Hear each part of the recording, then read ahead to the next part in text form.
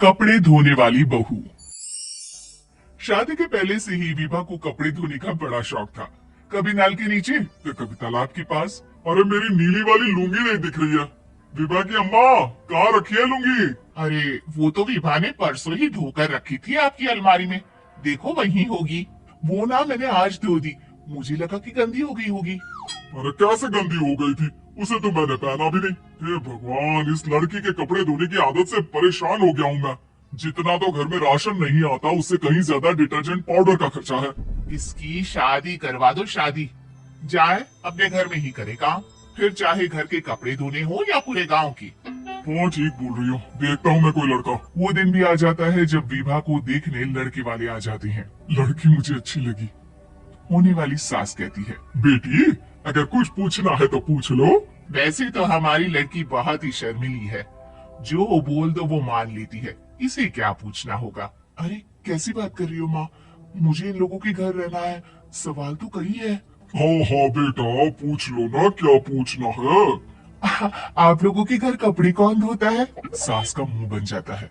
देखो, अगर तुम ये कहना चाहती हो कि तुम्हें कपड़े धोने नहीं आते तो सुन लो, कपड़े मैं ही धोती हूँ, लेकिन तुम्हारे आ जाने के बाद मैं रुमाल तक नहीं धोऊंगी। अरे चुप रहना भाग्यवान, बहू बेचारी घर आई नहीं, उसे डराना शुरू कर दिया।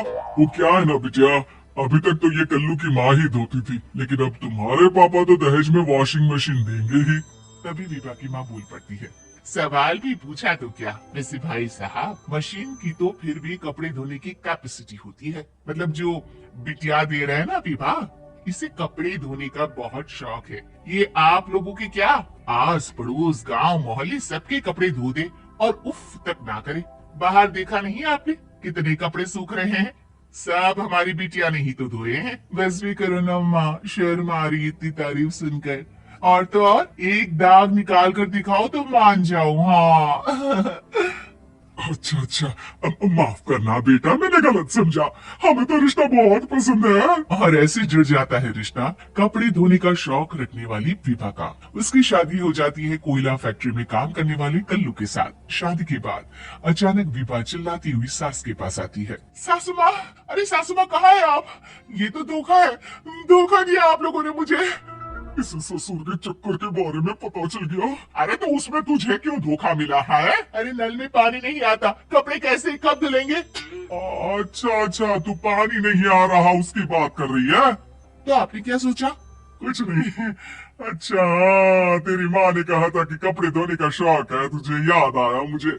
शौक शौक बोलकर कपड़े धोने वाले मेरे जुनून को कम ना आके सासू माँ, कपड़ा धोना मेरा गुरूर है। तभी पति भी वहाँ आ जाता है। अभी अभी मैंने इसे सनी देओल की फिल्म दिखाई है, उसी के डायलॉग मार रही है माँ। अच्छा सुन, साफ साफ बता रही हूँ, पानी सुबह 4 से 6 और शाम को 10 से 12 आता है, समझी?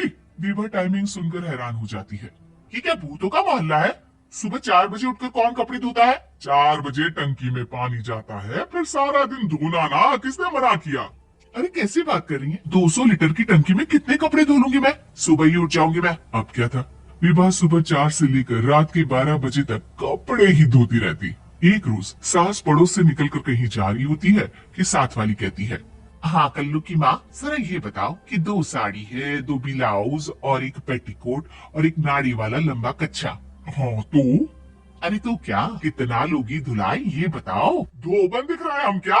हमारे पति सरकारी नौकरी से अभी अभी रिटायर हुए हैं और बेटा सुपरवाइजर है कोयला फैक्ट्री में। 2 बन समझ रखा है हमें? हाय रे कल्लू की अम्मा, माफ कर दो, वो तो मोहल्ले में यही सब बता रहे थे कि तुमने बहू को कपड़ा धुलवाने के काम में लगा दिया है। सास को पड़ोसन की बात सुनकर गुस्सा आ जाता है। वो घर पहुंचती है जहाँ घर के बाहर ही इतने सारे कपड़े सूख रहे होते हैं जितने कि किसी धोबन के घर पर। अरे ओ कल्लू की दुल्हन, बाहर निकल। माँ जी यही आ जाओ, बाथरूम में चादर धो रहे हैं हम। अरे अभी हम धोते हैं, तुमको बाहर निकलो। ये आस पड़ोस वाले बोल रहे हैं कि हम बहू से कपड़े धुलवा धुलवा कर उसे कपड़ा धोने वाली बना दिए हैं। अरे छोड़ो ना माँ जी, किन लोगों की बातों में आती हो? आस पास के लोगों का तो काम ही होता है कि वो किसी तरह सास बहू को लड़ा दे।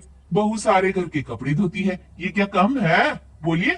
सास को भी लग जाता है कि वो बहू का ये संकीपन नहीं छुड़वा सकती, इससे अच्छा है कि खुद ही चुप हो जाए।